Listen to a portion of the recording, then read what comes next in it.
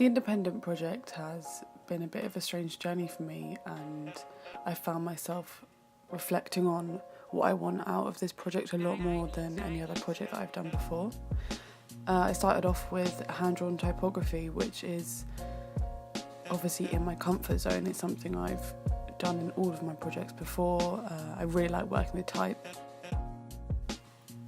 Looking back on this, it's quite boring. It's very similar to a lot of the work I've done before, and I wanted to push myself. I felt like this was the last project at uni, and I wanted to do something I'd never done before, and to be happy with it too.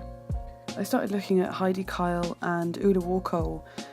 They make these beautiful handmade books, and this is something I'd never really seen before, and I was really immediately happy with the outcome. This was all making me feel a lot more focused in what I was doing, and it was giving me this drive to carry on working, and I kind of found this line of inquiry that I wanted to explore. I still feel like I needed something to focus it in on. I didn't have a reason why I was making these books until I thought about introducing the type back into it, and it came quite clear to me that I wanted to make this about dyslexia. I started looking at Paul Jackson and all of his paper folds, and I started to incorporate that into the type that I was looking at. I began to play around with colour, which is definitely not my strong point, and this took a lot of practice, but I finally came to the decision to go for a neon colour because it's just harder to read, and that's kind of the point I was trying to get across, is what it's like to be dyslexic.